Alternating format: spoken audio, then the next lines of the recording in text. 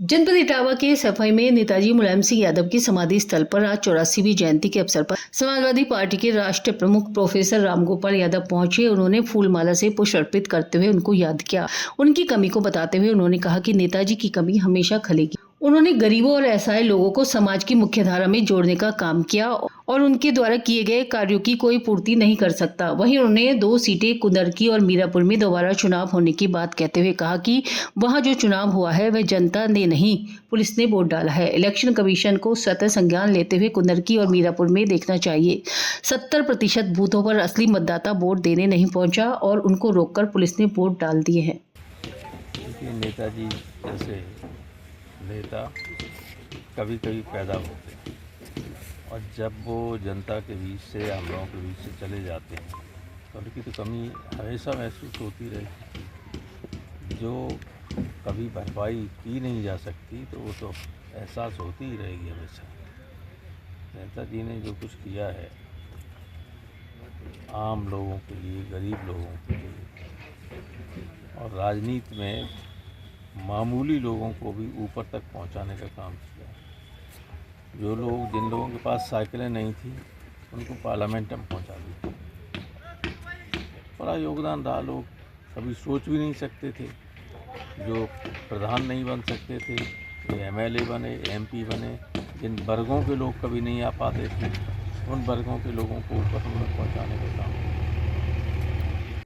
ऐसा संघर्ष करने वाला, सामान्य परिवार से निकलकर देश की राजनीति में अपना विशेष स्थान बनाने वाले बहुत कम लोग, तो नेताजी की तो कमी हमेशा महसूस की जाएगी। उनके बताए हुए रास्ते पे चलकर हमारे लोग जो है आगे बढ़ेंगे। फिर और डालने नहीं दे रही किसी को, खुद वोट डाल रही। इलेक्शन कमीशन को स्वतः संज्ञान लेके उसको रद्द कर देना चाहिए। करैल में गुंडागर्दी की गई है, लेकिन करैल की गुंडागर्दी को वहाँ के हमारे कार्यकर्ताओं ने रोका भी है।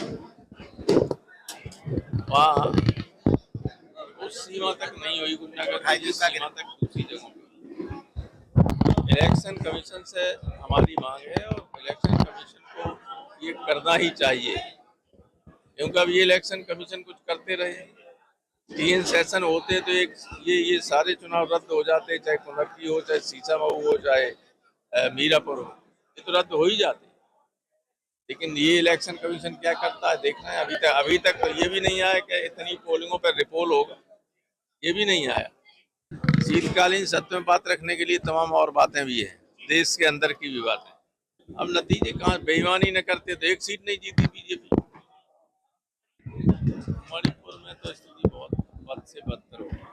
मणिपुर में बीजेपी के एमएलए शुरू से कह रहे थे कि इस बीजेपी का ही मुख्यमंत्री है, कि ये मुख्यमंत्री जब तक रहेगा तब तक मणिपुर में शांति नहीं हो सकती। लेकिन उसी मुख्यमंत्री को बनाए रखने के लिए केंद्र सरकार अड़ी हुई है, इसलिए ये सब हो रहा है। बहुत ही खतरनाक स्थिति है। हमारी बर्मा से सीमा मिली हुई है मणिपुर की, वहाँ से वहाँ की स्थिति आप जानते हो, तानाशाही हो गई। वहाँ से लोग घुसेंगे, यहाँ आतंक पैदा करेंगे।